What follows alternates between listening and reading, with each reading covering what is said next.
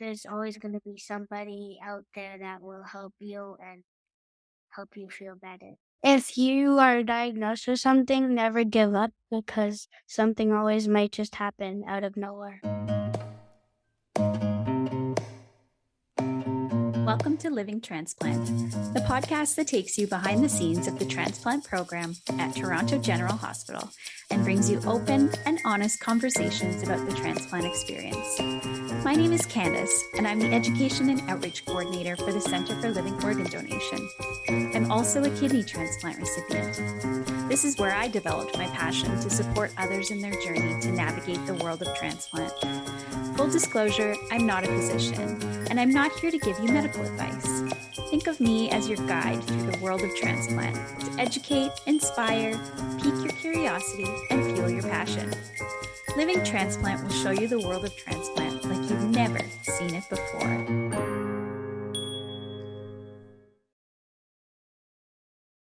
Welcome back to the Living Transplant podcast. Today I'm joined by the Budziak crew. And mother, Betsy, is a living donor to her daughter who is here with us, Delfina, and they're going to bring me along their family's transplant journey. Later, we'll be joined by Dr. Vicky Ng, the Medical Director and Pediatric Liver Transplantation and Regenerative Medicine Center at SickKids Hospital. Thank you so much for joining me, everybody, and for co-hosting this episode with me. Thank you so much, Candice, for having us and for thinking of us. We love to share Delfina's journey. As you said, obviously, I'm Betsy. Delfina, she's the hero of the hour for all of us all the time. Peter, and I also have my son Matthew here as well, who is definitely part of the journey. Amazing. So I'm going to start with you, Matthew. Can you introduce yourself and tell me a little bit about some of your favorite things to do? So my name is Matthew. I love to play baseball, and on Saturdays I play soccer. And my favorite position in soccer is net. Cool. That's awesome. And what about you, Delfina? My name is Delfina, and I love my family, I love baseball, and I love soccer. Soccer. That's awesome. My favorite position is soccer and is defense. Defense. That's pretty cool. And I'm wondering, Mom and Dad, can you tell us a little bit about yourselves and about your family? I'm obviously Matthew and Delfina's father. I am the figurehead of the crew here in name only, not in practice. Love my kids. We love spending time together. We do almost everything together. Somehow we figure out how to do it, but we get through it. And, we definitely enjoy each other's company a lot, right? Yeah. And yourself, Mom? My name is Betsy. As Peter said, we're very, very close-knit family. We do try to do everything together, from sports, which is a huge part of our lives, to even grocery shopping. So we're very fortunate that we, for the most part, get along. Obviously, we have our battles, but truly what I call us is like the four pillars. Even without one, it doesn't work. So I think that the best way to describe me is very family oriented. For me, family is definitely above everything else. So our passions, as I said, and I'm sure you got the same theme amongst all four of our answers, is just family, and sports is a close second. Thank you. So Delfina, we'll chat a little bit with Mom about how we got to where we are today. But can you tell me a little bit about what it was like to see that mural of all of those people showing their scars? I felt happy to see other people seeing what I'm going through. Yeah, pretty cool, right? Yeah, it was awesome to get to see your picture that you took in front of that mural showing your scar too. So what is it like being a kid with a transplant? What do you think about that? It feels not weird, just rare. A kid going through a transplant. Just a transplant is rare. Imagine being a kid. Yeah, that's tough stuff. You're super brave and super strong. Yeah. And what about Matthew? What is it like to be a brother to a little sister with a transplant? Well, I loved her, and I hated seeing her going through that, so I love to visit her every Saturday. And every time I came there, she would smile. The second I walked in, I hugged her and I kissed her. We always used to play in the crib. You remember that? He probably don't. But yeah, he's know. right. I used to play with you at the kids' crib at SickKids crib. If you're a sibling that has another sibling with a bad condition, just always visit them once in a while and cheer them up and play with them. It'll always make them smile because then it makes them feel better, like more better than they were before, just sitting in the crib, sad and sick. So you're pretty protective big brother then. Yeah. Especially when it comes to bully. Yeah. For sure. At school. She's pretty lucky to have a big brother like you. Thank you. And what about you, Delphine? If there's other kids out there who are going through some illness or if they have a transplant, what would you tell them? Like, don't worry. There's always going to be somebody out there that will help you and help you feel better. If you are diagnosed with something, never give up because something always might just happen out of nowhere. That's so sweet, Matthew. You guys are a very amazing family together. Yeah. So, Betsy, I'm wondering if you can bring me back a few years ago and let me know what was that journey like before diagnosis? So basically going back, and it's timely because it was to this exact week where we first visited SickKids, and going back even further, when Delfina was born, she was born with jaundice. So we stayed at the hospital longer than we did with Matthew. And they did, the typical under the light and monitor her. And she was discharged 2 days after birth because they said they were satisfied with how she reacted to the UV light. At the time, obviously, we were completely oblivious to the fact that there was 2 types of jaundice. That was kind of the newborn jaundice, which the UV light did help. And as we got into her first month after birth, I remember saying to my husband, like, there's something not right here. It's different than it was with Matthew. She just wasn't sleeping as well. She wasn't as happy. She wasn't satisfied after nursing. And I supplemented her with formula, which at the time I wasn't a fan of doing, but as most mothers do, they do what they have to do for her to gain weight and get healthy. And even that didn't really seem to satisfy her. She still wasn't sleeping properly. And then at her 2-month checkup, which was in November, 8 years ago, her pediatrician noticed that her skin was looking a little yellow, her eyes. He actually had a medical student who was the first one to observe her skin tone in general being off. They ordered immediate urine tests and blood work. Again, I was just thinking, she might have a little bug or something, that some amoxicillin or more UV light would treat. And then it was, I think, like not even 24 hours later that her pediatrician had called me and said, okay, Mom, you need to pack a bag, trek down to SickKids because Delfina's liver is very sick and it needs to be looked at.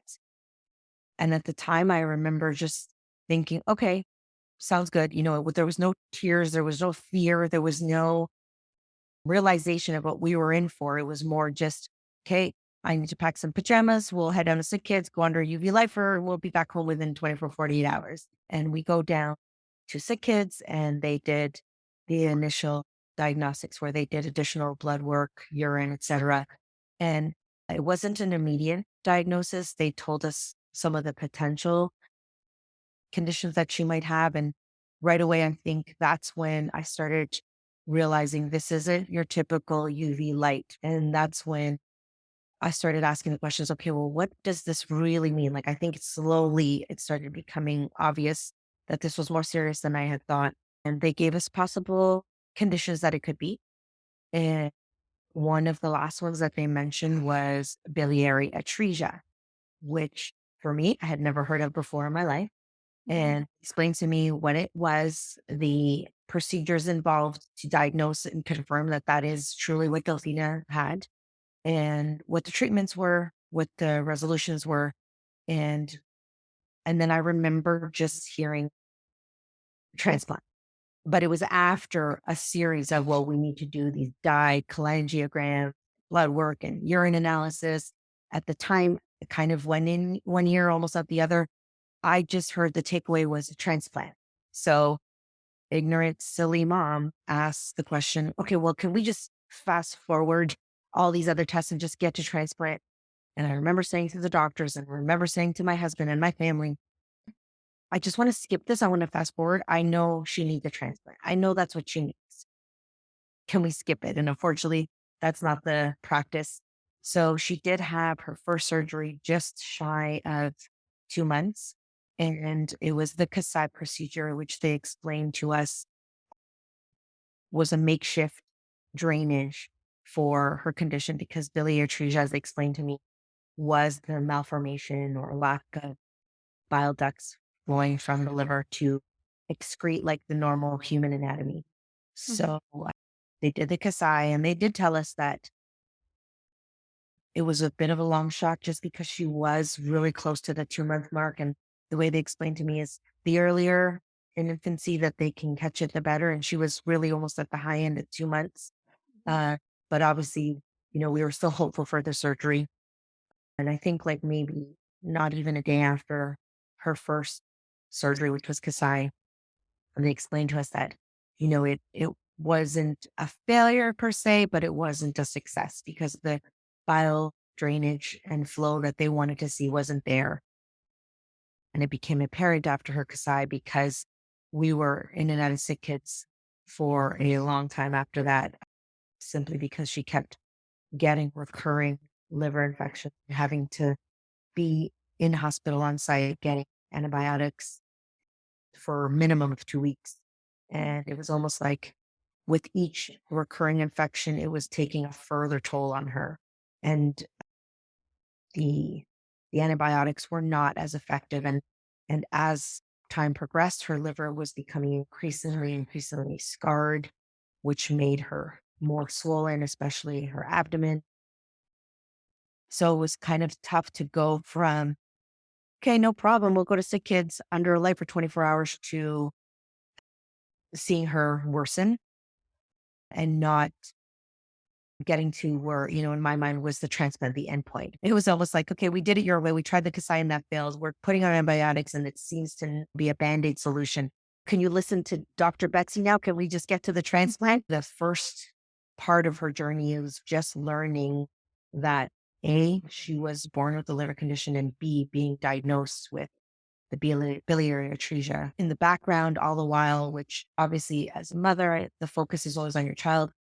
I was also diagnosed with postpartum depression coupled with post-traumatic syndrome, just because, as I said, even before she was diagnosed, she was not sleeping, she was not eating, she was constantly crying. And it made me feel, I think, as like a failure of a mother. So it wasn't easy for any mother to have to go through learning your child was born with a condition, a disease, but more so when you're already in a mental fragile state. So I think that is probably, we can say, was the hardest 2 months of our lives from when she was born in September to being diagnosed in November. So you're at the 2 month mark when those antibiotics weren't working. What was the next step for you guys? I actually just, believe it or not, felt almost relief after her diagnosis, because it was one of those moments where I was like, reassured I was right. I knew something was wrong. I knew something was off. And also relief from a mental standpoint because SickKids had become our home away from home. It's where I spent my maternity leave, and I didn't feel alone. Where at home, it was just baby and I. Peter was at work, Matthew was at daycare, and the home had almost become my prison where I was feeling like a failing mother. And now I was at this world-class facility where everybody was a smiling face, a hopeful face, and a place where I knew I wasn't alone, even if it meant just being able to go step away from a crying baby for a cup of coffee. It was actually the opposite. When we were discharged, normally that's a happy occasion. You're going home. it was fear on my part where, oh my goodness, I'm going back to my prison. I'm going back to where I don't have help. I don't have hands. I don't have medical professionals that might be more capable of taking care of my child than myself. So it was a roller coaster of emotions. And that was above and beyond just the fear of, is my child going to make it even to transplant? Because as I said, we did see the deterioration happen.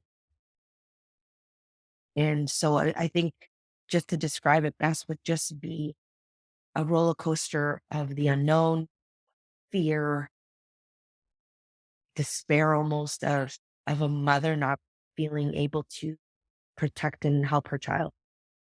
And Betsy, once you got that diagnosis, were you able to also get support for yourself through this journey? Absolutely. Delfina's pediatrician did notice on that same day of her two-month checkup that visibly I wasn't myself. And he actually is the one who suggested that I should get myself checked out. And after Delfina was admitted to hospital, we had a fantastic family support system that I was able to look after myself. And I did get diagnosed myself and I did go on medication. It was definitely a very tough journey, but we had probably the best resources with SickKids and our family that I was able to get through it. And everyone asked at the time, how do you guys do that? Oh my goodness, we couldn't do it. If it was our child, we couldn't do it. We would have said the same thing in the other person's shoes. But when you're in it and you are the parents, you do it because there's no other choice not to. So I think I was very lucky with all the support I had around to get through it. And obviously Delfina to get through it as well. I think that's a common misconception is that, that the parents, they're so brave. You know what? I'd love to say that we were the most amazing and brave people and we knew exactly what to do in every situation. Man, we were chasing our tails all the time. We had no clue what was up and down. Our heads were spinning. You do it because you have to do it. Right? They're your children and you have to take care of them, right? And the mental health nowadays, it's turning into such a big deal. And we're learning new things almost on a daily basis. And it's such an overlooked aspect. Obviously, Delphine is going through this, but Betsy was going through a lot of this herself, right? Of a newborn. And the father of a newborn, you kind of look inward and say, what did we do? What did we do that this happened to her? You blame yourself, right? And that there's a lot of professionals out there that can help you get through those dark times, and that definitely shouldn't be overlooked. Absolutely. Mental health is so incredibly important through anybody's journey. It doesn't have to be a journey like this. It can be for anybody, but I agree it's difficult to sometimes, as parents, find the time to take care of yourselves, especially when you're going through something like what you guys went through. Exactly. Yep. And what was it like for you, Peter, having your wife and your newborn baby at the hospital in and out and trying to keep Matthew occupied and balancing everything as well? So we kind of tackled it as a family. We have a lot of extended family as well. So they were more than willing to help out. We actually had a rotation. Every time Delfina was admitted for her condition, every time we literally had a schedule of who was staying the night with Delfina. So it wasn't all on Betsy and myself. My family helped out. Betsy's family helped out. So Delfina was never alone for, longer than about 30 seconds in the hospital as people would cross paths in the hallway as one person leaving was trying to go catch the GO train to come back home. Everybody helped out all the time. Matthew being 3 years old and our firstborn, he took a back seat to it. We tried to keep things as normal as possible for him. So he still went to daycare and my father-in-law would pick him up a lot. And we wanted to keep things as normal for him as possible in such a situation. A lot of older siblings When their new sibling is born, they get very jealous and territorial. Did the exact opposite. He embraced her from the moment, and he never was resentful towards her that she took his parents and the two that literally doted over him for the first 3 years of his life. He was never resentful that she kind of took that away and kind of sent his life into an upheaval. Obviously, he wasn't able to see her as normal siblings do, but he would get to the hospital and they would just rejoice in seeing each other. She'd have this huge smile, and he would climb up into the crib with her and just show her different things that he did at daycare and just tell her and just make sure that she was okay. And then he'd go off and do some stuff with some of the amazing nurses. And then he'd come back and play with her again after her nap. And he was just such a trooper in such a terrible situation. I credit him a lot as to why we were able to make it through. He could have easily, and nobody would have blamed him had he made that situation tougher, but he did the exact opposite. He made it so much easier. When she was admitted, when she was in hospital, they were doing the tests, and I know, Betsy, you kept pushing for the transplant. How did you guys get from the point where the doctors were trying different things to where they finally said, okay, this is the moment, this is the time when we agree with Dr. Mom, it's time for a transplant? The first admission after the initial diagnosed admission and we did the Kasai, we went home after she had recovered from the first surgery, and the first fever was coupled with our initial follow-up clinic with Dr. Vicky Ng. And we took Delfina to SickKids, and, we are anticipating we're going in, they're doing some blood work, and they see she's stable, and then they'll send us on our way. We had gone to clinic, what they call clinic appointment, and they did blood work, and Dr. Ng came in. I think it was like maybe the first time we met her, and we're anticipating yep, she's stable. It's not ideal. The surgery wasn't as successful as we wanted, but she's stable enough to go home. And Dr. Ng came in and told us, okay, she's not liking what she's seeing in blood work, and the numbers were off, and that we were to stay that night. This was first thing in the morning, and Peter and I just looked at each other like, we can't stay the night. We didn't bring an overnight bed. Matthew's at daycare. This is an inconvenience. No, thank you. Mhm. And we were, I think, poor Dr. Ng, I think she probably was the brunt of our frustration, because we were, really, is this necessary?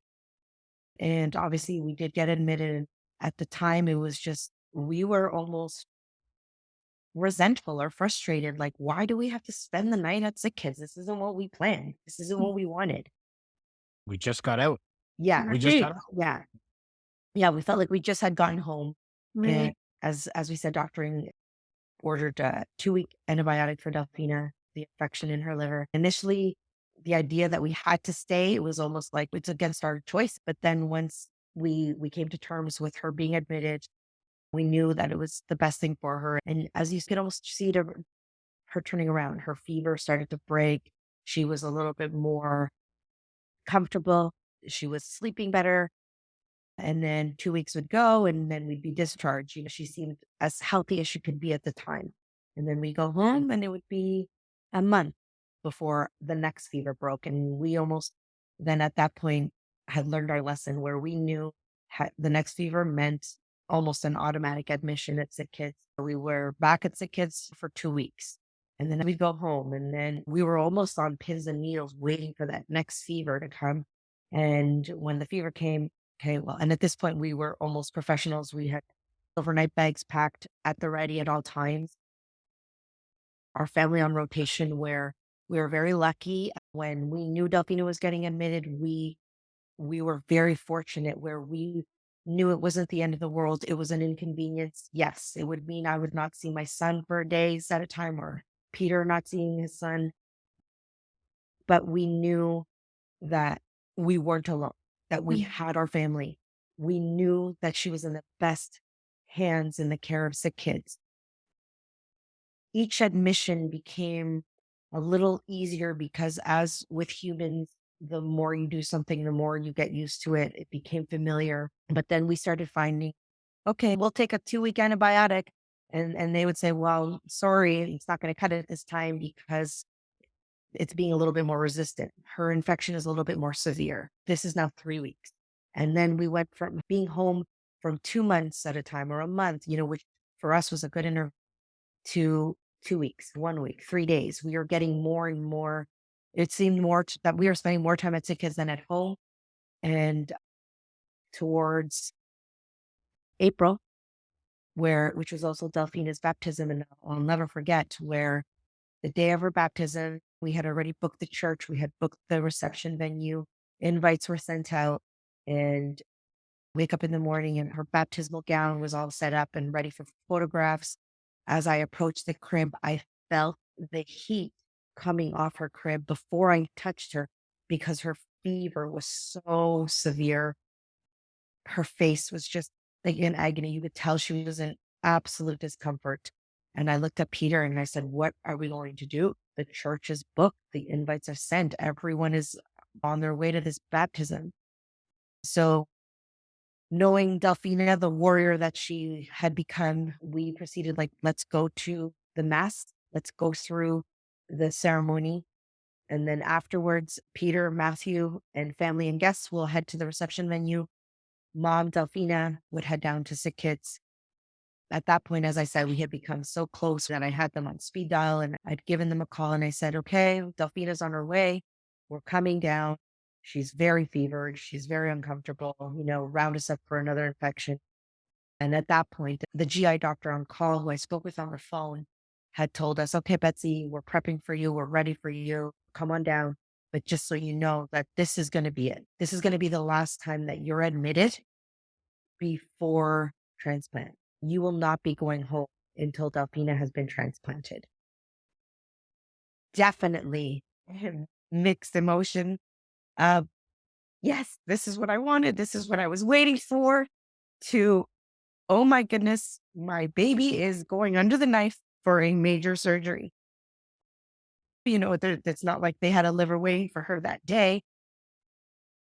So we knew we had gotten to the beginning of the end of her transplant journey, where I knew she was getting transplanted, but we still didn't know, did that mean in 1 week, 2 weeks, 2 months? Again, you live it, you learn it. We had become familiar with the transplant team, and they explained to us that the standard of care in Ontario was deceased donor. So then I felt like the worst person in the world, thinking, does that mean I have to wait for a baby of her size and her blood type to sacrifice their life so that Delfina can get her liver? Thrilled to become educated that no, not necessarily, because you can be a living donor. And again, going back to the standard of care, because the first thing that I heard is living donor. Okay, sign us up, sign us up. And that's when Peter was like, okay, Betsy, it can't be you because you're still on your mat leave. You're taking care of Delfina on a day to day. You still have a 3-year-old to take care of. It can't be you. It'll be me. And almost immediately, Peter was ruled out because he wasn't the same blood type as Delfina. And then my brother at the time, who was single still, no children of his own, said it makes sense for me. And he was thrilled and excited to be the one. At that point, it was basically a fight between Peter, my brother, my sister, both my sister-in-laws. We want to be the donor. We want to be the donor.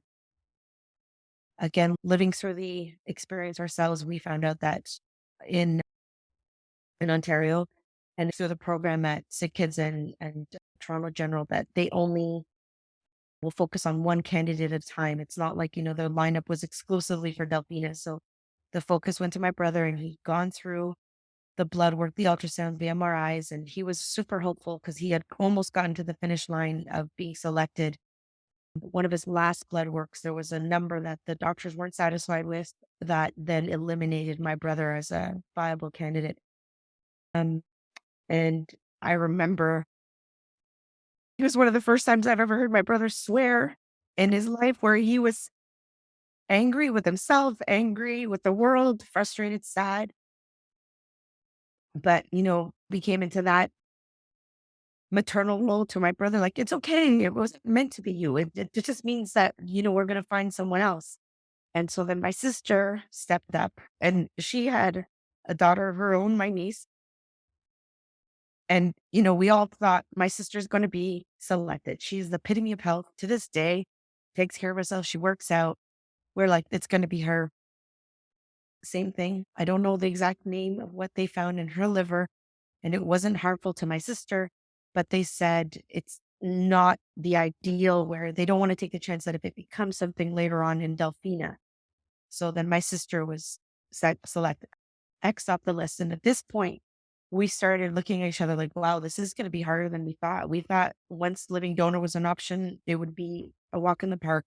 But at this time now, it was Peter was stroked out. My brother was stroked out as an option, and now my sister. So next up was my sister-in-law, and Peter's sister was also ruled out.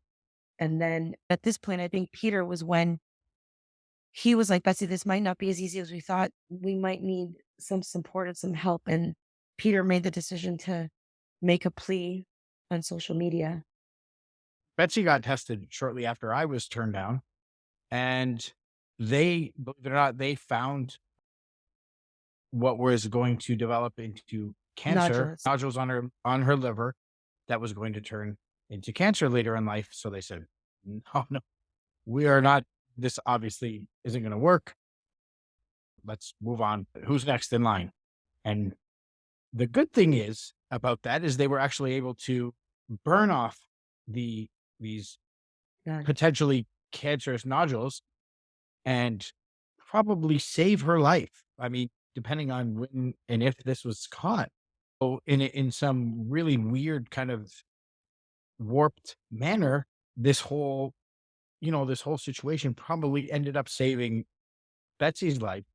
And she was ruled out. And then we went down the line and ruled out.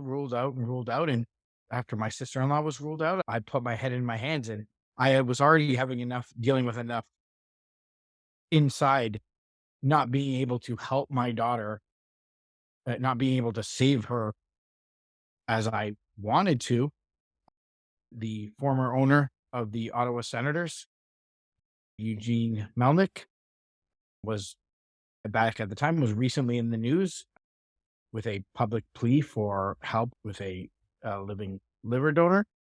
And he was able to get a lot of people to step forward and offer their help. My idea was I was going to ask a few of my cousins, but I didn't want to make it awkward to ask them. So I just put a plea on social media on my Facebook page with the hope that my cousins would reply and say, hey, we'll get tested, and just kind of replenishing the line of people that would, get tested and get worked up so that they could be a potential donor. It went viral literally overnight. I clicked post and put my phone down and said, all right, you can go to sleep. I woke up to what I'm fairly certain I still haven't caught up to it this day was the amount of replies and responses.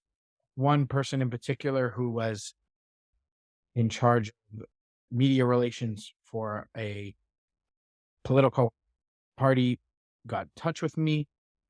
She had also worked on the Eugene Melnick stuff.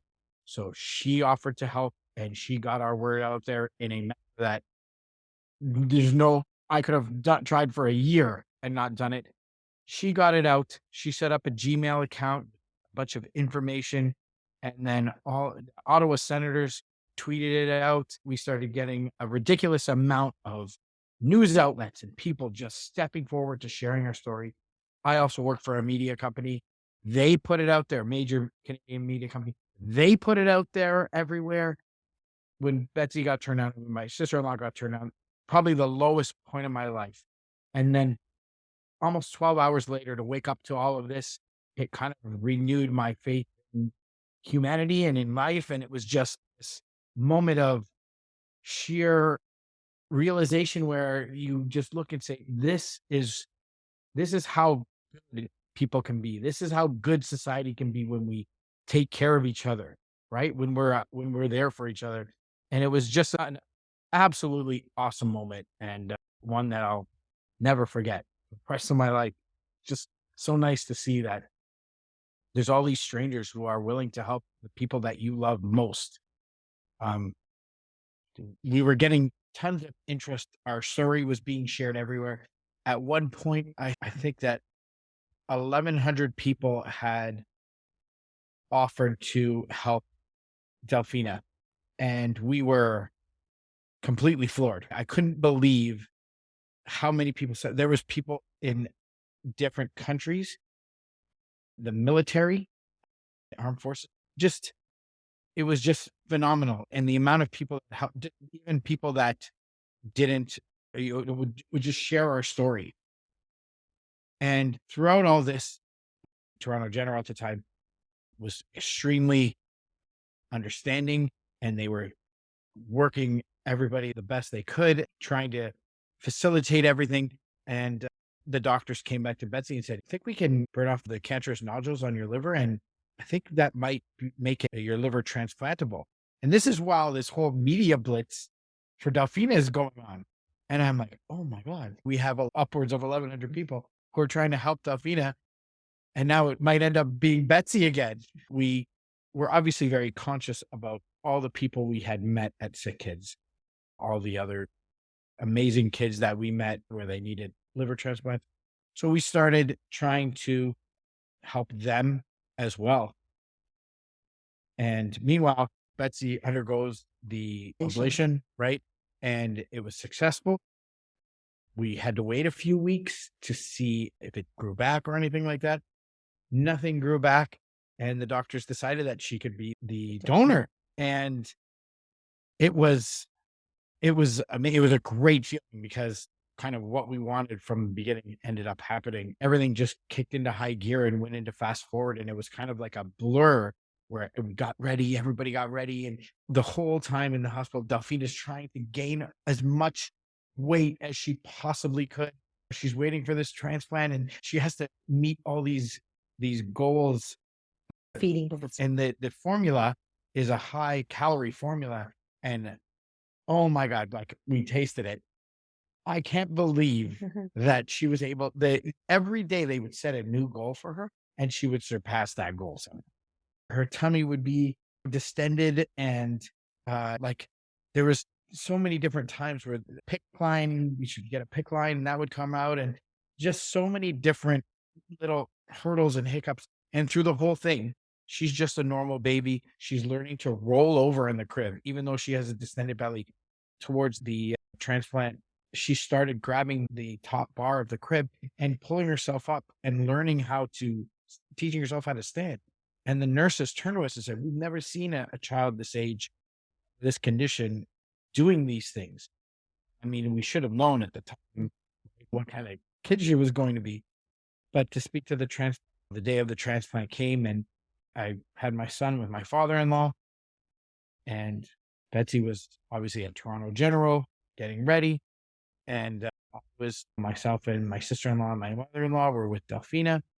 I'll never forget the moment where there was this excitement in me, but this nervous excitement where I'm holding her in my arms and the nurse comes over and says, okay, I have to take her to prep her for the transplant. You won't see her again until after the transplant. I said, give me another second, please. I walked off into the corner and I just completely started crying, apologizing to her for everything that she had to go through. And then I promised that I was going to be there for her and that we were get our lives together and get moving. I couldn't help but think, you get this creeping thought in the back of your head, like, maybe this is the last time I ever hand her over. And I couldn't shake that feeling. Once I did, and they walked away and I collected myself and calm kind of came over me, and we're in the waiting room and with my in-laws and kept getting updates. The staff was amazing about giving us updates, not only about Delfina, but obviously Betsy as well. And it was towards the end of the night, everything had been successful. And I got to see her. She was in such discomfort. It was hard to watch. All the tubes are sticking. Everything is. And the next few days were very tough because she was in a lot of discomfort and we couldn't really pick her up. She was dying to just be held and, be cuddled a little bit. And we couldn't do that because of everything that was sticking out of her, and we didn't want to disrupt anything. And finally, one morning I walked in and she just looked at me and she wasn't crying. She wasn't upset. She just looked at me and she's like, okay, we got this. Like, we're good now. And honestly, from that point on, there has been almost no hiccups whatsoever. And it was honestly, it was like she took Betsy's liver and just said, you know what, Mama, thanks. That's all I needed. All I needed was this piece that wasn't working. You gave me this piece. We're good. Let's go. Let's go now. And we always like to say that, yeah, Betsy 100% saved Delfina's life. There's no question about that. But Delfina also saved Betsy's life, because in this weird fashion, without her condition, Betsy never would have gotten worked up and they never would have checked her liver. And who knows what would have happened in 2 years or 4 years or in 6 years, right? It's this funny way of how these things work out. We say they saved each other's life. It's amazing. Yeah. I remember Peter saying that in the ICU, obviously, I didn't get to see Delfina immediately in the ICU because I was in my own ICU. And I do remember finally, I think it was the day after surgery, and I was trying to get up and told the staff at Toronto General, I want to go see her. I want to go see her. And they said, you can't, like, you're not allowed to move yet. You need to wait at least until tomorrow. Obviously, there wasn't anywhere I could fight them off. I was literally immobile. So I had to listen. And the next day when I finally did, and it was so surreal because I remember being in a wheelchair because I've never really been one in my life. There's a tunnel that connects the two hospitals going through, and I was just exploring, like, what a world. This is fantastic. The service and excitement, just excitement. Like, it was a feeling that you can never describe. It just, like, it felt like the longest journey ever because I just wanted to get to her. And then when I finally did, and as Peter said, it was a sight to see, a little shocking because you could actually still see the wound and the bandages and the wraps. And obviously, she was still swollen from the surgery and from the swelling, even going into surgery, as we said, the infections that caused her abdomen to swell. So she just looked very swollen, very weak, but still, like, she managed to open her eyes and just give each other a look. And I remember I'm holding her hand and told her, I knew this was all that you needed. I knew it. I knew it from the day we first arrived at SickKids. Now you got it. And now there's no looking back. And there really, really wasn't. And then even in the ICU, I went back, and then Peter told me later that when he had gotten back to the ICU, they had, like, strapped her down in the ICU. She was strapped down. And then he was told by the staff there they had to strap her down because she was trying to pull at her wires and pick and stuff. And it was just not normal because she should basically have been sedated and not even being able to move. But she has such a ferocity in her that she was like, I don't need this ICU. You don't pamper me. I want to get going. I want to move on. I want to heal and get over. And I remember them telling us that they could take up to 2 months for her to recover from surgery. And she did it in 2.5. Sorry. And that was amazing. I think you were out in what, 3 days? Yeah. 3 days. Betsy came out of the hospital, came home and cooked 2 meals and did, like, the dishes and put Matthew to bed. And I'm like, what? Like, I get a sniffle and I'm done. And you just went transplant surgery and you donated part of your organ and you just cooked 2 meals, and it was awesome. My mom was my donor as well. And I always say that my mom gave me life twice.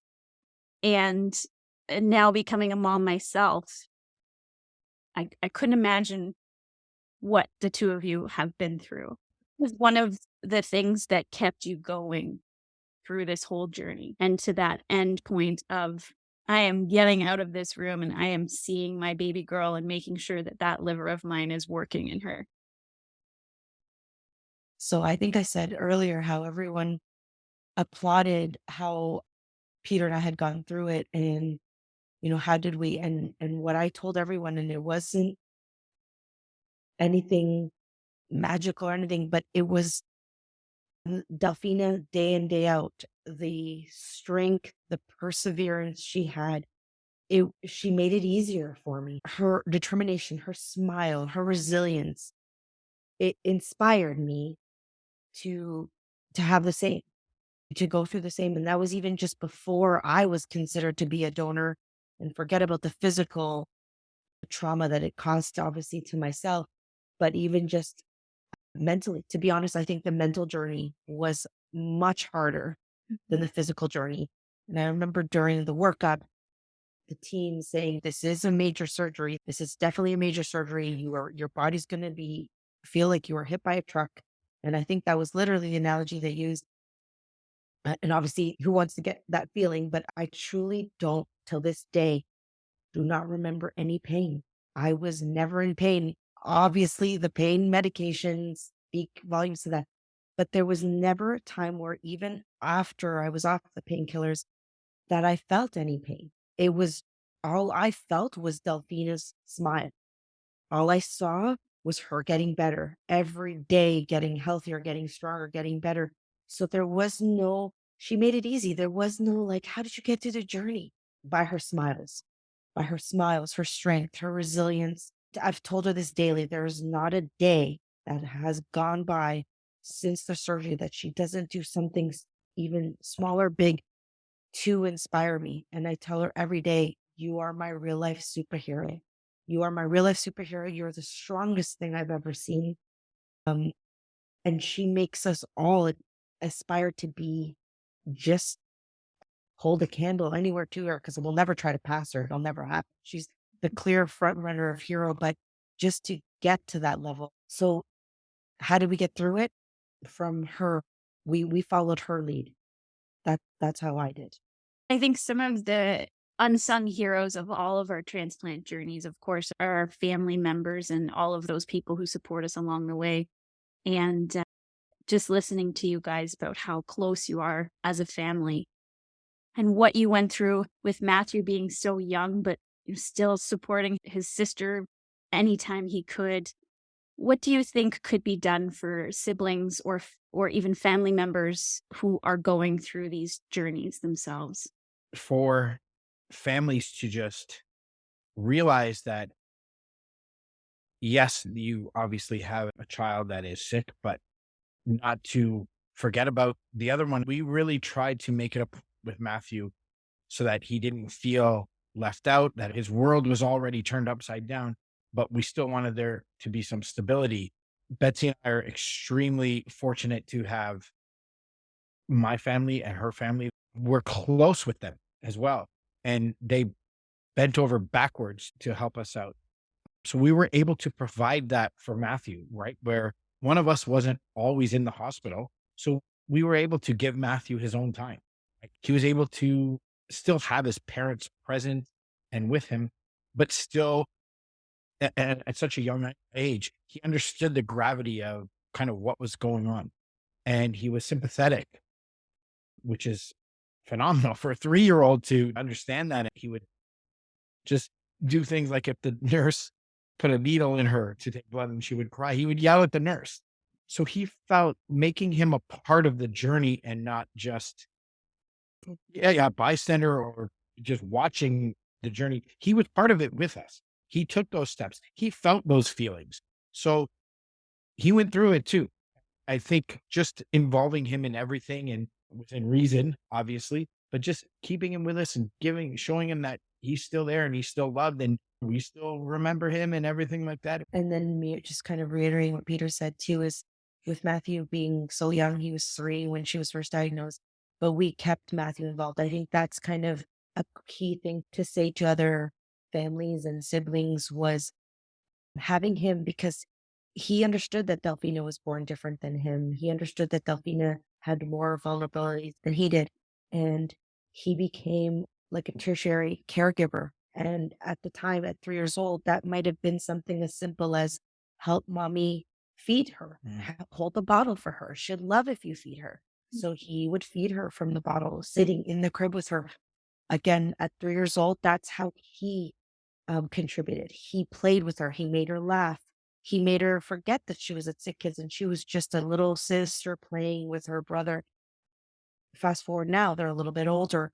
Matthew's still given that role of your part of her caregivers. When you go to school and you're questioned of, why are you still wearing a mask? No one is wearing masks, not mandatory anymore. Well, I do it for my sister, my little sister. She could get sick. And if I catch something, I might just miss a week of school. She catches something, it's a hospital visitor or a hospital stay even. So, and he explains that and he almost wears it as a badge of honor. He's almost excited for someone to ask, why are you still wearing a mask? Why are you wearing a green ribbon? Why does green shirt day mean so much to your family? Because we campaign for that even at the school level. So just having Matthew not be just a sibling, but he's a sibling and a caregiver to his little sister. So I think that would be the advice, is just involve them. Don't put them as a bystander, make them aware, educate them, obviously at an age applicable level, as to what they can do to support their sibling. Post-transplant, what changed for your family once you were all back home and you felt like you were healed and ready to move on to what was next? So I mentioned at the beginning when Delfina was first diagnosed, we were actually in a different home than we are now. And coupled with her being so ill and me unbeknownst to her illness at the time, my postpartum, being alone with crying a newborn all day long, the home had become my prison where I dreaded going home to that. So fast forward to when Delfina was discharged. I know Peter was saying, or people will say, you're a normal family again. I don't think we're a normal family. I think we were even blessed to be not a normal family, where we weren't just healthy and happy, but we were healthy and happy and not taking for granted what the normal family would, your everyday health. I say that after, when Delfina was discharged, she would smile at like the seagulls and the pigeons outside of the hospital. Everything for her was a new experience. She just took delight in everyday mundane things. And again, I try to take her lead, where not take things for granted, really understand that life is short and tomorrow's not promised. From when I was a little girl, I always dreamed of having a house with a pool. And I think when Delfina was discharged, it kind of drove us to push for, let's find that dream home. Let's find that house with a pool. Let's change the scenery, fresh start all around. So we were thrilled to actually be discharged for good. Delfina's never been admitted back to SickKids since then, other than for a biopsy, which always ended up coming in the clear, where we finally felt we can now be the foursome. It doesn't have to be, whose night is it? Am I with Matthew or are you with Matthew? No, it's the four of us. And it might be going back to how we started it, as to why I love to this day, whether it's going to a baseball game or doing grocery shopping or shopping for back to school clothes, I want it to be the four of us. It's the four of us. We're the four pillars. And we want to enjoy every single moment of what now is all a very healthy and thriving life for the four of us. One of us is down, the four of us are down, or the other ones are there to pick up. So I think we were just finally excited to be back home together and not have to feel like it's, choosing which child is with who and which parent is with who. It's the foursome, all of us. We're very thrilled, excited, grateful, and very blessed to be able to enjoy life together. I think that biggest change was the house. It was a very rough time the first 9 months of her life. We went through some very low moments and we saw each other probably at our worst, right? And we loved that house because Matthew was born into that house, and right, that was the first home he slept in and everything like that. But it had become a home where there was some negative memories, right? And her room, which before everything took a turn for the better, it was almost this place that you didn't want to go into because the negative feelings that were involved in that room. And I'm a firm believer of like the energy, and you put out positive and you take back the positive, and that sort of, and a room is just such a negative kind of space. We need a change. We need a change for the betterment of this family, and to create a bunch of brand new memories in a place. And so we moved to Dream House. I think that was a really big turning point, because we felt like not only did we get a fresh start with Delfina's liver, but we got a fresh start in our family dynamic. right? We got to get away from those negative memories and those negative feelings that were associated with her room, or certain instances where you'd look at something on the floor and it would remind you of something. You're away from that now, and you get to start brand new, and fresh start.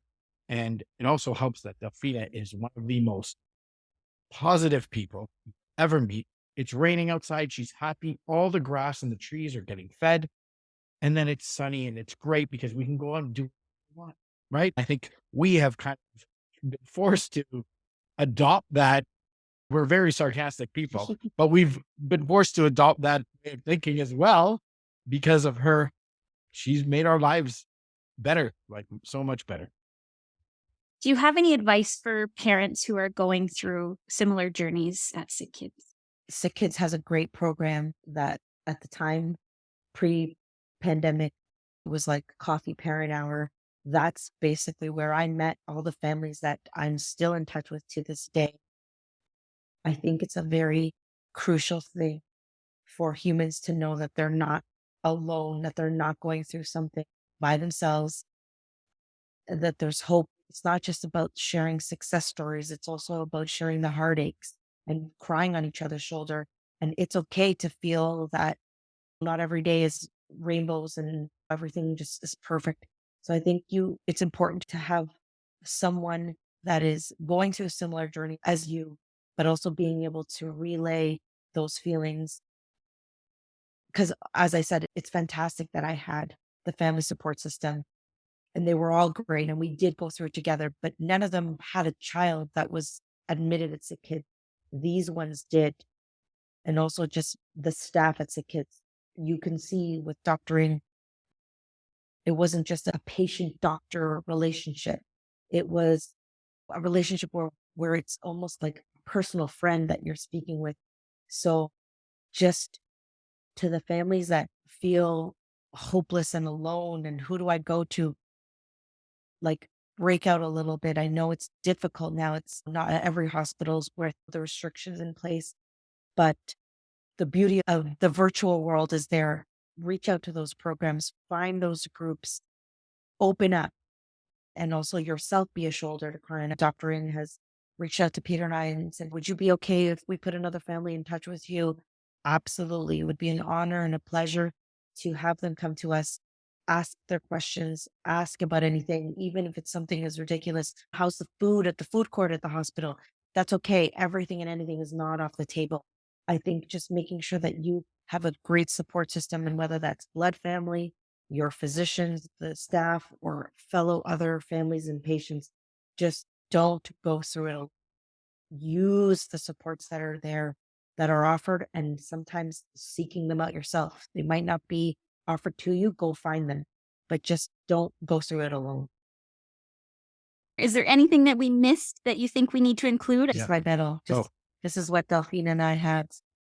It's actually lives in Delfina's room because it was awarded to me, but I like basically give it back to her. So it's one of our gift of life, right, Delfina? Yeah. So the first time they gave it to me, she's actually the one who presented to me down on one knee as if she was proposing to me. It was awarded to me, but it lives in her room because I told her it's as much a medal as hers as it is mine.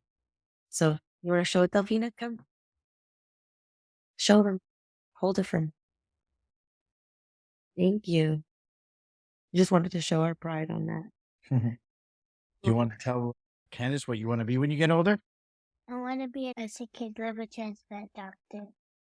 That's her goal. Maybe During 2 years ago, remote- during remote learning, she had to do a presentation on a community helper, and she picked Dr. Ng. And Dr. Ng was amazing. She interviewed Dr. Ng for her presentation. She actually pretended to be Dr. Ng and she spoke about it. It's actually have it on video. She did a really, really good job. One of the main things I guess we wanted for her, we wanted to make sure that this didn't define her life, right? That she defined her life, right? And this was just another aspect of who she is, right? And I think she's done that. She's awesome. So someone who supported you along your family journey has joined us today. Dr. Ng, thank you so much for joining us. I'm wondering if you two could please introduce her. Sure. Dr. Vicky Ng was for us synonymous with SickKids, the care that we received. And basically Delfina's guardian angel at SickKids, to be quite honest. I'm wondering if you can tell us a little bit about yourself. All right. Well, my name is Vicky Ng, and as you've heard from Betsy and Peter, I'm at Delfina as a pediatric liver transplant physician at the Hospital for Sick Children. But maybe in terms of background, I can just share with our viewers that I'm actually a Toronto native. I was born and raised in Toronto. I went to high school in the North Toronto area. I went to the University of Toronto, where I did 2 years of undergrad, and then I got into med school at the University of Toronto. And then I did actually my pediatric residency. And then I actually went to the United States for a few years to kind of get my training in pediatric liver diseases and pediatric liver transplant in Cincinnati, Ohio. And then I came back to Toronto to be an attending physician at SickKids, and I think there's no looking back. Dr. Ng, why did you specialize in pediatrics and specifically in liver transplantation? Well, as you heard, I did my residency at SickKids, and I'll say that actually being born in Toronto, I had always wanted to be a doctor that took care of babies and children. I think there's just something very unique about patients who are pediatric aged. And I think I really enjoyed the fact that there was a family behind every child. And we know that wellness is so much involving the moms and dads, right? And the siblings and the whole family unit, extended family. And also when you're born in Toronto, it was very clear to me that to be a pediatric doctor, I would be trained at SickKids. I think it was always my wish going into medical school that I could actually go to the hospital for sick children and get my pediatric training there. That's the pediatrician part. I think after I finished training in pediatrics, which is like 4 years of training, I had the option of actually being a pediatrician. So I could be, have an office or maybe work at the hospital for sick children in the general pediatric realm. But I kind of was that type of person that liked to know a lot about a specialized area. So the idea of being a specialist actually kind of got born when I was doing my general training. And I'd always thought the liver was a fascinating organ, not even for the ped standpoint, but when I was in med school and learning about the different systems. And I think one thing that I will say, which I think you guys can appreciate, is I was always really struck at how complicated or complex the liver was, that, you could have something wrong, but something else would be so right. And then how do you just sort of do that sort of balance to know when it's time for an organ to be so unwell? And then I thought it was really cool that liver transplantation was becoming such standard of care. I mean, predated obviously me becoming a hepatologist, but the idea that you could have a liver disease so severe, and, for a lot of conditions where you can't replace the organ, to me, it was pretty amazing that you could actually replace an organ and actually help that patient and, a child really have the life that they deserve to have. So that kind of all culminated together into sort of combining my love for children and pediatrics, and why I didn't just sort of stop at the general pediatric care, because I just felt like I wanted to know a lot more about an organ and liver disease as a child, and replacing the liver with a transplant and watching these kids grow up and realize their dream was just like the perfect career choice for me. And actually working with patients like Delfina is a perfect testimony of why I do what I do. That's incredible. This may be a very difficult question. I'm wondering if there is an average day at SickKids, what your work is like for you. Well, that actually is a bit of a challenging question. I think that one of the best things actually I would say about my job is you never quite know what your day is going to be like. And I'd probably say that there's not ever like a day that's like any other, because how can it be? You encounter different patients who need you. And I think one of the things I'll say is that our days are kind of like a mishmash. Some days more of one than the other, but it's kind of like lots of things that include taking care of patients, which is the best part. And you can take care of patients or help patients in the clinic as an outpatient, and patients go back home. You could be seeing and helping patients while they're admitted as an inpatient, which Delfina and Delfina's parents will definitely know that we don't like to have our patients be inpatients all the time, and as short as possible. And then also a typical day for me could include something called endoscopy, because as gastroenterologists or hepatologists, which is my training, some kids actually need to have further investigations done in the form of a scope. So I could be scoping. And so that's sort of the patient taking care of the clinical care part. But I think what's also really cool about my job is that there are then what we call the non-clinical parts, but help enhance care. And that's education. So teaching all the future generations of doctors who hopefully be able to be specialists in another province in Canada, in another country in North America, or even more cool, sometimes people that want to be pediatric liver doctors come from Europe or Asia, or Australia through SickKids. Delfina's family has certainly met a lot of what we call fellows, who are people that have already trained to be pediatricians, but now want to come to a big liver transplant center so that they can take some of that training back and basically proliferate expertise and outcomes, right, in other parts of the world. And then there's other things called research and sort of what we call quality improvement or patient safety, which is kind of like taking questions that we encounter. And I always say one of the best parts about being at SickKids is a lot of things that we don't know are told to us by our parents and our kids. We encounter things that is as well, or a question that's not really, the answer's not really there. We know a lot of answers to questions, but there are a lot of things that we don't know. And that's sort of what I call the scholarly part or the research part. And we'll talk about that hopefully a little bit later, but some of the questions that we still don't have answers to. And that's where we at SickKids are really proud and desiring to try to answer questions. But I think at the end of the day, for my life, the typical day is I'm always sort of on the receiving end of parents or teenagers who are telling or asking me something and I don't. I know that the answer isn't immediately there from the literature or from a current clinical study, and that could be like the next study, right? And that's how we really help generations of kids. We know that it's a kid is so much more than the patient part. So every day is a little different balance, and some days I don't have clinic or I'm not on call. Other days I'm on call, and that's all I do. So, on the weekends, if I'm on call, that's pretty well all I do because there's less people around to kind of do the care that you see Monday to Friday. Right. Dr. Ng, can you speak about the culture at SickKids and what's so special and unique about a child's transplant journey at SickKids? I think number one, what I'll say about the culture about SickKids is that we are so much more than a hospital. And I think that's one of the things why I actually really wanted to be a pediatrician, because I think at SickKids particularly, we recognize that the child is at the center. But when we say we deliver family-centered care, it's so unique to pediatrics, right? The child's at the core, the child has the issue, but we know it's so much about making sure from an age-appropriate standpoint that the child knows what's going on and that the child actually knows that we're trying to help. And we have to go and use all our different expertise and my amazingly smart colleagues and team members that together as a team, we make sure that that's known, they feel safe, and they know that we're here to help. Then, as you know, it's family-centered care at the core is a mom and a dad who are everything, right? No matter what, health or not health, we need the mom and dad to be healthy and educated and really part of the team to have the best outcome. And so when we say a healthier child, a better world, which is the mission of SickKids, I think that's so true. And why do transplant? Because a healthier child after transplant, after we've actually replaced the disease organ with a healthy organ, the world's a better place. And I will say this, as I say, I want every one of my children who had a transplant to shoot for the stars, go for their dream. And I'll know that wasn't possible without transplant. And to do it at SickKids where, you've met so many amazing of my smart colleagues, there isn't an angle that I wouldn't have someone to call in my immediate team, in my extended team. And I think you guys would know this. If there was ever a problem, there is my team outside of SickKids. I can pick up the phone and call somebody in the hospital and say, have you seen this? Because really at the end of the day, Delfina is the core of why we do what we do.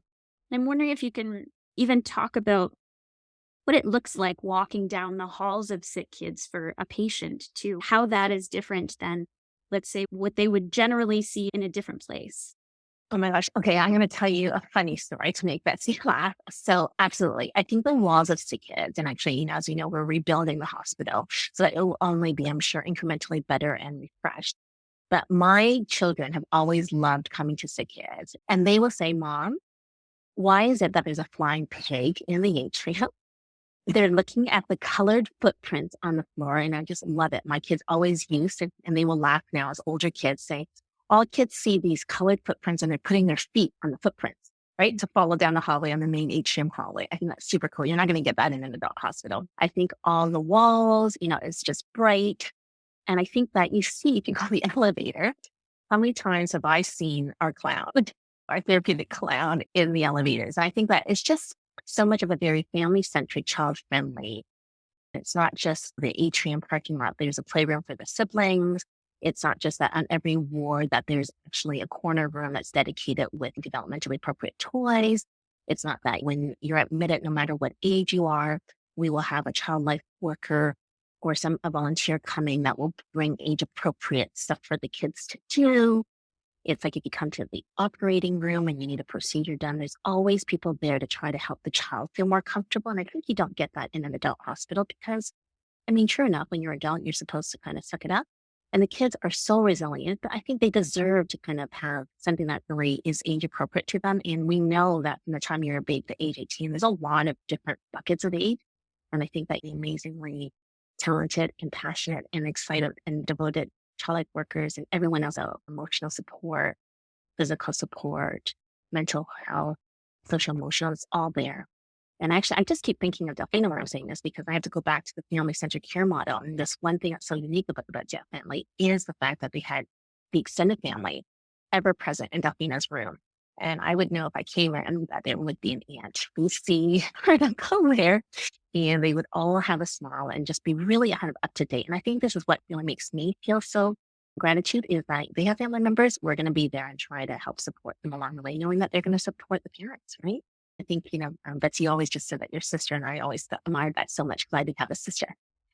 It's just like literally like her little mama, right? And so that was really cool. Just to jump on what Dr. Ng said there, we had a conga line of family members off the hallway. Visiting hours, I think it said 2 family members to a room or something. That was a suggestion.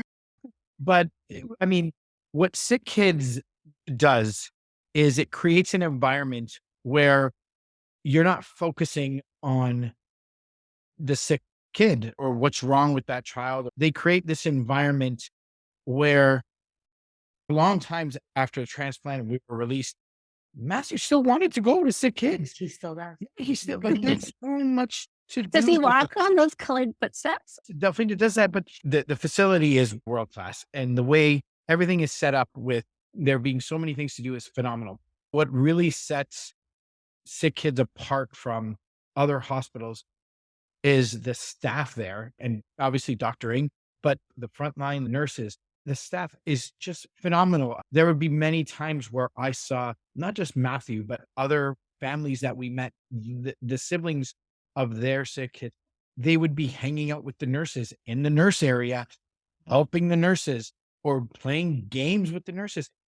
You can't really put into words how important that is. And just being treated like human beings and not the parents of a sick child. Even just talking to us about something that has nothing to do with liver disease or a liver transplant and just getting to know us and having a normal conversation. That stuff goes such a long way.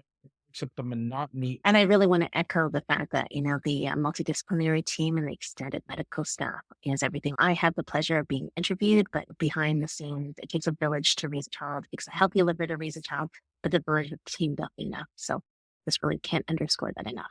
When we were discharged and from the hospital, we hoped we would never be back, obviously. But we wrote a very long letter to the nurses and the staff on our floor there, and just thanking them for everything that they did for us while we were there over the 9 months or so. And I can't begin to tell you how amazing the staff is at that hospital.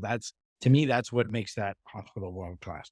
Dr. Ng, can you describe what biliary atresia is and its treatment? Okay, so biliary atresia is a disease that affects only babies, and it affects the bile ducts of the liver of these babies. If you think of bile ducts like the plumbing of the liver, the normal role of normal bile ducts of the liver is to carry bile that's made in the liver into the intestines. So biliary atresia means atresia or blockage or obstruction of the bile ducts. That is typically first noticed when the babies are sort of like 1 to 2 months of age. And by not being able to drain the bile out of the liver, the bile gets retained in the liver and causes what we call scarring and eventually cirrhosis. The treatment is earliest detection and the first clues of something happening. Most commonly is yellowing of the whites of the baby's eye or the yellowing of the skin, which is called jaundice. And unfortunately, jaundice sometimes can be viewed as, it's just something that every baby has, because there's certainly a lot of well babies without biliary atresia that may have jaundice in the first 1 to 2 months of age. Unfortunately, biliary atresia being a disease that you're born with, that 1 to 2 months can cause significant scarring. The treatment is to try to do a surgery, a corrective surgery that tries to reopen up drainage so that bile can not continue to be blocked up in the liver and drain into the intestine. And this surgery is called a Kasai procedure. And its chances of success are highest the younger the babies are. And as I mentioned, it can be picked up or diagnosed by yellowing of the eyes or by pale white stool or stools that are really light as early as even 2 weeks of age. And clearly, the earlier you can do the surgery, the better. Biliary atresia is rare. It only happens perhaps 1 in every 15,000 to 18,000 babies. But in a place like SickKids, biliary atresia is unfortunately seen enough that it is the most common reason why liver transplant is needed. So when we talk about treatment, liver transplant is sort of like the next surgical procedure if the surgery does not drain or does not create drainage. If Delfina's Kasai had actually been successful and worked, what kind of life would she have been looking at compared to kind of what she is living now? Yeah. So when we talk about a Kasai working, we kind of break it up into buckets. So what happens is the first of the Kasai's working is that there's clearance of jaundice, yellowing of the eyes becomes white, the skin becomes pink again, and blood tests will show that there's very high bilirubin. That kind of led to us being the hepatologist meeting the patient will resolve. And we normally want that to happen within 3 to 6 months after the Kasai. So that's sort of like the first bucket of get past that phase. You don't need to meet the transplant program in the first year of your life. If that is the case, which is about maybe half our kids will actually be able to drain, then we actually really are very hopeful. These kids generally will do well. But remember I was saying to you that because of that first 2 to 3 months when the bile isn't draining out the liver, it's already caused cirrhosis or scarring of the liver. So what we're hoping for if the Kasai is working is that the baby's growing, becomes a toddler and a child. So new liver is growing as well. The hope is that as the liver gets bigger, that's actually more healthy liver than the small part of the liver, the small whole liver that was actually scarred. And we have kids who graduate from SickKids at age 18, still with their own liver, and go to an adult program. And they're not followed by the liver transplant team, but they're followed by the adult non-transplant liver doctor team. Okay. And some of those kids will do very well. And some of them will start having problems. Even after that first bucket can happen what I call the middle age biliary atresia. So between age 2 to age 16, you can have different kids that may need transplant, the transplant team at age 4 or age 8 or age 12. But you have kids actually that will be doing okay. So pleased that we're talking about Delfina have very little of the complications that we may have counseled you about. We're going to talk about what are the risks of having liver transplant as a child. So in every sort of outcome, Kasai, no transplant, or Kasai and then transplant, you can have great outcomes. You can have very complicated outcomes. Living with a Kasai is the preferable. It is preferred in the standpoint that if you had a Kasai that drained and you don't need transplant till you're 12 or you're 18 or never, is you don't need the immune suppression that all our post-transplant kids need, right? And so that itself, with all the counseling we do, would be a win. But ultimately, we'll say we have transplant as something that if you need it, you're going to get it. And we'll help the families understand because we'll take the risk of immune suppression because that's what's the right thing for her, right? Mm-hmm. And so we can talk about risks when you have a choice, but when you know that's what you need, then we're going to make it the best it can. I think the stars are meant for her to transplant and have this outcome. Right? That's great. I mean, we've always kind of wondered that because we're like, the liver transplant was successful. She's leading. She's thriving. She really is. Why would we even hope to live with a Kasai? We should have just got her liver transplant right away, right? That's what I said. I actually was saying exactly to Candice that this is a timely interview because Delfina's very first admission to SickKids was November 24th. And within 2 days, she was confirmed with the diagnosis of biliary atresia. It's so weird how it feels like forever ago, but also just yesterday where I was sitting in her room where Dr. Facteau had come in and explained and the Y diagram and etc. So just, it was very timely. Wow, so crazy. Yeah, I think one of the other amazing things about SickKids is that, I mean, I don't mean this in a trite way, but we are kind of like in one place. We can basically admit you. And if she needed a transplant, you're staying right here at SickKids, and we're just going to involve more people. And I think that's one of the best parts of it from a family standpoint, because I think that there are other parts in Canada where while they can do the Kasai surgery, but if the Kasai doesn't work, then a referral out of province sometimes needed. And you can imagine how uprooting that is, right? To have to travel from Atlantic Canada, for instance, where we do a lot of the transplants for kids whose Kasai don't work. It's a bit uproot, right? And in this case, it's kind of like, okay, I'm at SickKids, but now actually you're still getting admitted to this Explorer. And you know what I mean? You're still seeing some of the people, but you need additional people. And I think that's one of the things I'm most proud of, because we really build expertise, right? All steps of the way, whether it's Kasai and no transplant or Kasai followed by transplant. I think have that comfort of knowing if that's the case, we're ready for you. And if we sometimes say it's a bit earlier than you thought you might have wanted to, we're going to get there. Really, have you understand and, eventually look back and say that was the right thing to do, right? We don't want to do things too late. Right. So thinking about the timelines, and you spoke a little bit about risk. I'm wondering if you could talk about what are some of the difficulties or the risks with pediatric liver transplants, and if there's any differences between that and adult liver transplants. Yeah. Thanks for that question. I would say big time there are differences, because if it was all exactly the same, then you wouldn't need to have a pediatric liver transplant program and adult liver transplant programs. And I think the obvious thing is, first thing I'll point out is size. We're talking about biliary atresia, and I just finished talking about how it's a diagnosis that's made when you're a baby. And it's the most common reason why pediatric liver transplant programs exist. And the average age, these kids are between 1 and 2 for the majority of the time. So these kids are like 5 or 6 or 7 kilos. And if you think about that, then everything's smaller when it comes to reconnecting plumbing, reconnecting arteries, reconnecting vessels, veins. We have amazingly skilled liver transplant surgeons who are great with that. And so I think that's first and foremost. I think the surgeries technically has differences and challenges that come with smaller size. Things that get along, we touched about this already, why we don't just go ahead and do liver transplant when we first meet these kids when they're 1 month, 2 months, 3 months of age, is that they're obviously, the bigger they are, the better they are. And even an extra kilo, like instead of being 3.5 kilos when you're born and being 5.5 kilos when you are transplanted, that actually would help as well. But I think the other thing is that it's the immune suppression medications, right? If you're 35 and you graduated from college and you start lifelong immune suppression, which is the current standard of care still, that's very different from when you're 6 months, 9 months of age, and your brain and your body is still needing to grow and go through all the phases of development. That immune suppression can sometimes, without the meticulous expert care of our team, can sometimes really wreak havoc.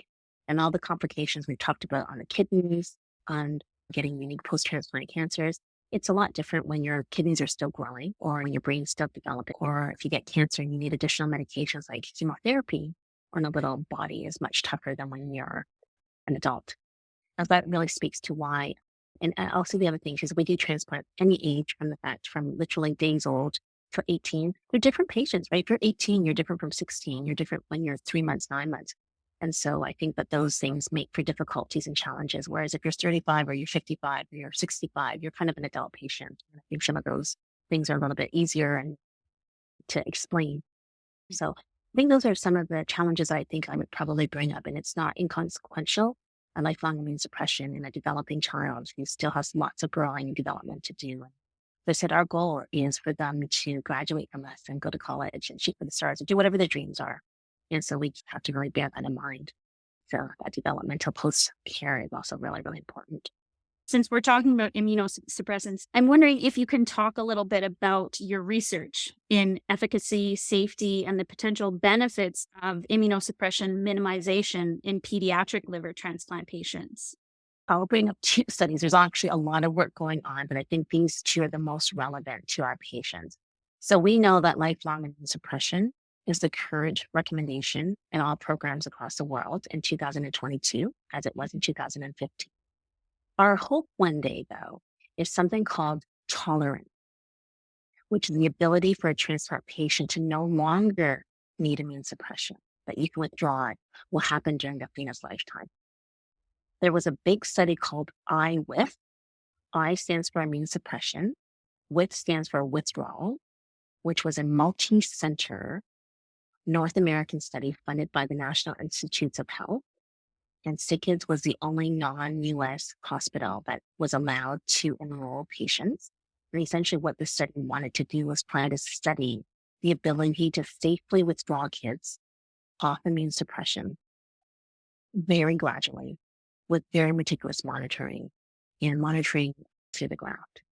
I think the long story short is that we know that if there is going to be an organ for which immune suppression can be withdrawn, it will be the liver first, because the liver is known to be a very immunotolerant organ. What we learned from IWIS, though, we're not ready for prime time. We are not ready to say that if somebody has done really well for 4 years or 8 years from the transplant surgery with no rejection and perfect liver numbers, we've learned that normal liver numbers cannot tell the whole story, and that we cannot, with our current knowledge, predict which excellent outcome child can safely withdraw without developing rejection. However, the study was instrumental because we were able to study many, many kids and obtain lots and lots of blood samples during our monitoring, with the goal that we might be able to look for biomarkers in the blood and have two very clearly defined groups: those who withdraw and did not develop rejection, and those who withdrew and did develop rejection while off immune suppression. So that we fast forward one day, we might be able to say, oh, but you're doing really well. Let me take a sample of your blood and let me see if I can look at the biomarker panel in your blood to see whether or not you look like you have clues that you'll be able to safely withdraw. So that will be huge for the community to know that this current teaching, which lifelong immune suppression isn't lifelong, that would be tolerance, is actually the holy grail. This is what we all are in transplant hoping to accomplish one day. Okay, so that speaks to the safety and our desire and our commitment to our kids, particularly. Obviously, it'd be great for adults too, but for our kids because of all the potential risk factors. The second study I was going to talk about is another I. It's called IMALT. I stands for immune suppression, and MALT stands for medication adherent after having a liver transplant. So the background for this, and this was actually a study that we did here at SickKids in collaboration with people at McGill in Montreal, is that we know that kids who've had a liver transplant, if they did really, really well and they become your typical teenagers typically don't listen to their parents. And the parents who actually were able to make sure that they were very adherent to their medications in the first 10 and 12 years of life may actually start being non-adherent, skipping medication doses. And the thing about liver transplant particularly is you can miss a couple of doses or even several doses. And if you don't tell anyone, it may not be inherently obvious. You're not getting a little red sign from your ears saying, I skipped my dose of medication. And so what we're noticing is that there's a high risk period where we call when you're an emerging young adult. And in liver kids, it seems to be somewhere between age 21 and 29, which is the highest risk period. That's the age group where most young people or kids who had a transplant are having graft failure or dysfunction and need another transplant because of rejection. And so the IMALT study, in recognition of the fact that in the pediatric arm, when they leave us at age 18 or heading into a high risk period, is actually working on coming up with this intervention through interventionists who are texting and calling and emailing teens who have been identified to be erratic with their medication taking, the immune suppression, and trying to see whether those who receive the intervention regularly will actually have less rejection than a control arm, same kids, non-erratic, who've been randomized to be in the control arm. So they're not getting all these texts and messages, and see whether the rejection rates are different. So the long and the short of it, IMALT suggests and is exploring that maybe we could be offering more during the teenage years to try to help these kids develop those life skills and efficacy to understand how important immune suppression is.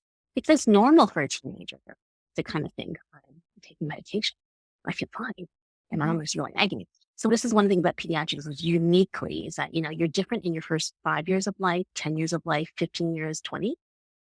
You're a 45-year-old adult liver transplant recipient. You're probably, more or less the same if you're, cognizant and, very mindful. When you're 55 and 65, you're still doing that, not with kids. So this is why the IMALT study is quite revolutionary. So lots more to talk about research, but those two, IMALT and IWIP, have been recent studies that SickKids has been heavily involved with towards our goal of having our kids have a graft that will live forever and ever until, the time of the natural lifespan. And that's particularly important with Delfina because her liver came from her mom, and we want that liver to last a very long time. But even the immunosuppressants, it just speaks to how personal doctoring is in tune with us and with Delfina, where before I could bring it up, doctoring at one of the last clinics was like, how's Delfina for her immunosuppressants? Do you think she can handle switching from the liquid dose that she loves and was yummy to the actual pill form? I was like, no, she still wants the liquid. And sure enough, she immediately now she's a pro. She loves showing off that she can do it without water. She just pops it in. Isn't that amazing? Oh, water. I'm so cool. She's a trooper. That's amazing. Oh my God, it's so much It's easier. easier, right? Oh my gosh, Oh so my much gosh. easier. You know what? You just always boggled at how resilient and how smart our kids are. Like Mm. they'll come up with ways to help, and you just have to listen to them, right? So that's amazing. So if a child has a living donor, how does it work in terms of the collaboration between SickKids and UHN with respect to that living donor program? Yeah, no, thanks very much. Because you really can't talk about how great SickKids outcomes are with liver transplant without bringing up the Toronto General Hospital and this amazing, unique partnership that SickKids had with UHN, which is called University Health Network, formerly known as Toronto General Hospital. We're part of the University of Toronto Transplant Institute.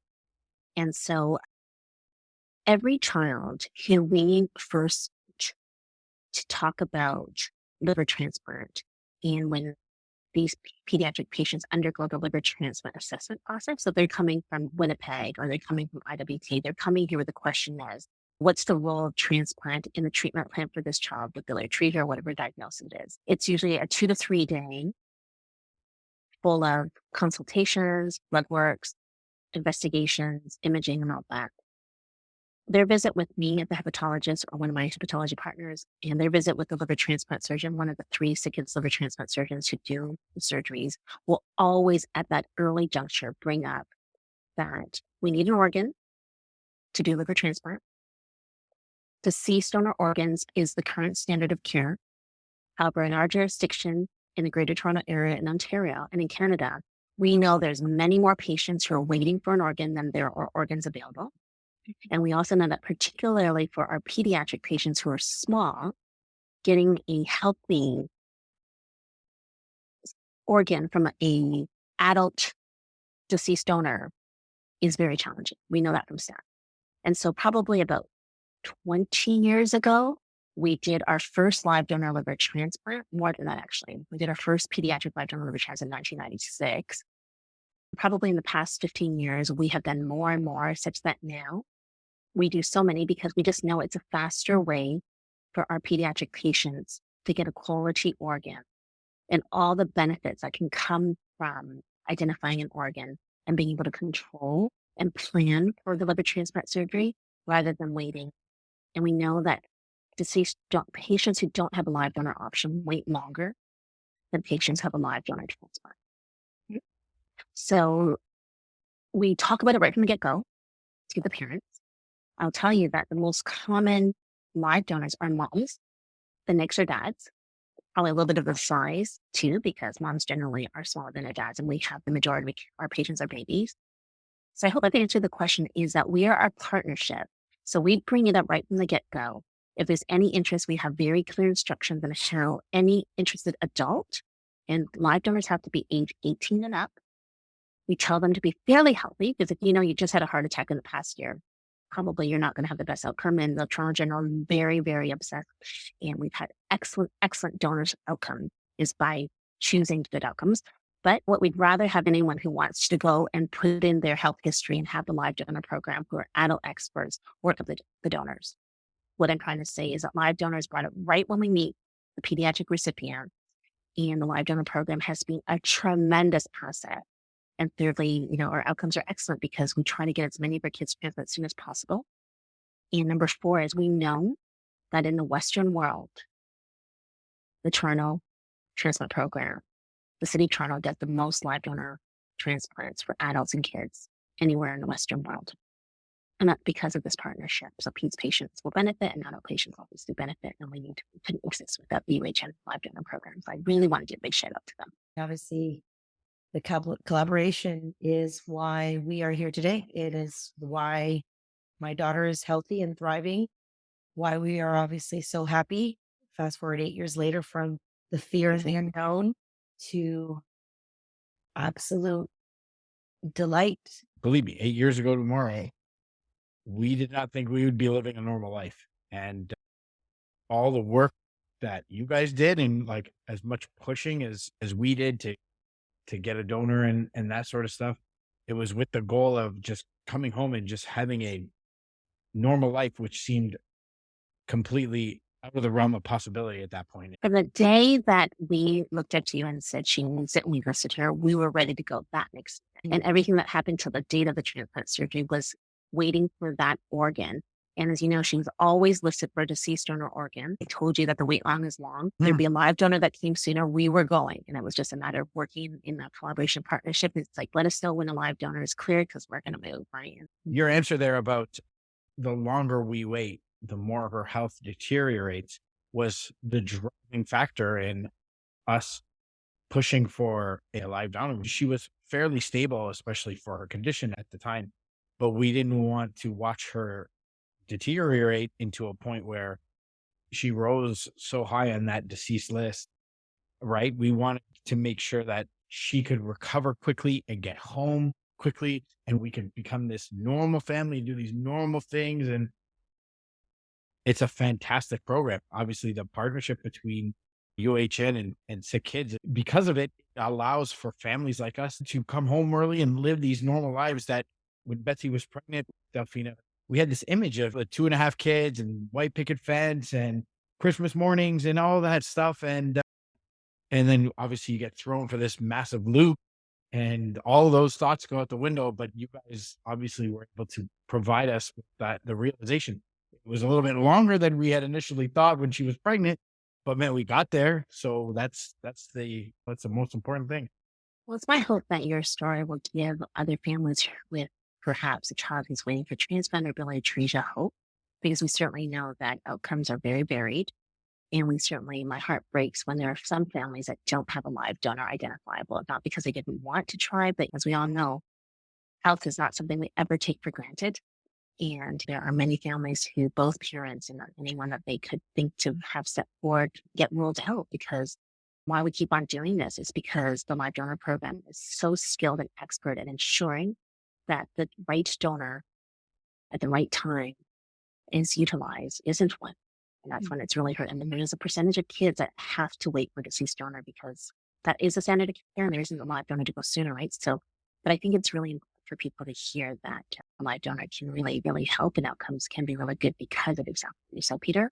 But also be mindful that if anyone's listening to this podcast, what you can do is make sure that you go on beadonor.ca website and register your intent to donate, because research will show that if you register your intent to donate and something unfortunate happens and you didn't have a chance to share with your loved one, the fact that you personally said on this website you wanted to can really help change lives. And we know that one donor can save so many lives. I'm sure Delfina's story will resonate, and as she becomes a young lady, we'll see what she does to change the world. So thank you for that opportunity to kind of have you be an ambassador for it. SickKids is a pioneer in research and innovation. In 2009, the world's first cardiac surgery in utero, helping to save children who hadn't even been born. 2014, North America's first incisionless bone tumor surgery using MRI and focused ultrasound. These are remarkable things that are happening here in Toronto. And I'm wondering if you could speak a little bit about some of that innovation at SickKids and what's to come. Wow. How much time do you have? Yeah. So I think I'll highlight to you new knowledge. Using science to answer questions is a lot of what SickKids is about. And that can come in the form of bench research, like in the lab doing something that, may not be realized by a parent for another decade. Or it can be clinical research, which we already talked about. But it can certainly be also translational research by a question at the bedside. So I'm going to bring up two things. One of them is actually really relevant. We've heard a lot from families whose kids are 10 years out from transplant and they're doing really well. And they almost feel like, ooh, it's almost like a shift. So much attention early on in the first, before transplant, we're seeing like every week. Post-transplant, we're seeing a few times a week, and it kind of gets spread out. By the time you get out to 5 or 10 years out, we see you once per year. It almost feels as if whoa, are we not, is everything okay? You know what I mean? And Delfina is amazing, which is why we know it's okay to see you once per year. We've heard some parents tell us, and I think you guys have heard of the Star Zone Network, which is basically parents telling us that, are you really hearing what we're saying when you kind of see us once per year? So something called PROM, patient reported outcome measures, is now very important in optimizing best outcomes for our kids. Hearing what our patients say, patient reported outcomes, that doesn't involve a doctor. So the Hospital for Sick Children is the hospital that first developed a PROM, or a quality of life tool, specifically for pediatric liver transplant recipients. This is called the PELT QL. PELT is pediatric liver transplant. QL is quality of life. Before the PELT QL was developed, we only used tools for research that was for all chronic diseases. So if you could have had renal failure, you could have had asthma, you could have had lupus. We all use the same tool. You can imagine if you're a pediatric liver transplant recipient, you have questions and thoughts that are unique. So the PELT QL is one innovation that's now being rolled out across the many sites. And we think that this is actually keeping up with all the chronic diseases that do have disease-specific problems. So that's translational research. It's actually because a bunch of parents and patients said, hey, how are you doing this? And we're actually now coining it, making the invisible visible, because actually until our kids articulate some of these concerns, we don't know what they are. And we think it's like a vital sign. It's like, you measure your blood pressure before it's a problem. Why aren't you measuring sort of what we're saying about our quality of life? The second thing I think is now, so something very on the opposite end, in the bench and the lab right now, there's a lot of work for something called iPS cells, which are sort of indirect, what we call induced pluripotent stem cells, which you can actually grow what we think organoids from blood or from skin cells. A lot of scientists at SickKids and across the world are actually now looking at ways of actually maybe trying to grow a liver cell or growing a bile duct cell, which is very relevant, what we call cholangiocytes. And that's going to be amazing for modeling disease in a dish, or actually testing out new drugs on these cells that you can actually create a disease in a dish. And one day, can we even create an organ? Can you imagine a day if you needed to have your biliary atresia, cirrhotic liver replaced? We could actually grow a healthy organ. We didn't have to do surgery on the mom and have mom be a patient for several days and have need to recover. That would be huge. So those are land-breaking things. Organoid creation is actually really big. So I'm giving you two examples where I think SickKids have been really involved in hopefully in the field, and we'll change it. Amazing. I'm going to ask everybody a fun question. We'll ask Delfina and Matthew to answer first. Okay. If you were a tree, what kind of tree would you be and why? I'll ask you first, Delfina. I'd be an apple tree because apples I am. And That's what about a great yourself, answer. Matthew? I would be an oak tree because I like the word oak. Amazing. I like that. And what about you, Dr. Ng? I think I would be a maple tree so that it would have maple leaves because we are Canadian and there are a lot of connotations with the leaves on that. And the Toronto Maple Leafs hopefully will do well this year, right? Sports fan loving team. Can we only hope? Yes, our big hope.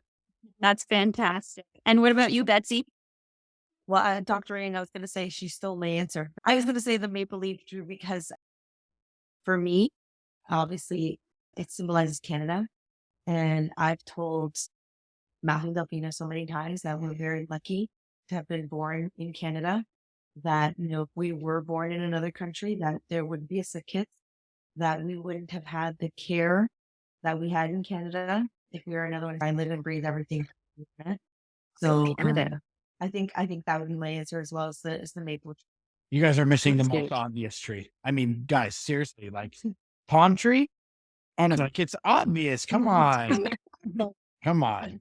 I'm actually surprised. My second choice would have been a Christmas tree because then I'd always be very glittery and loud, right? Would that be cool? But I thought, as Betsy, let's go Canada. I just want to say thank you so much, Dr. Ng, for joining us today. We're so grateful that you could share all of this amazing information and for the remarkable job that you and your team do at SickKids.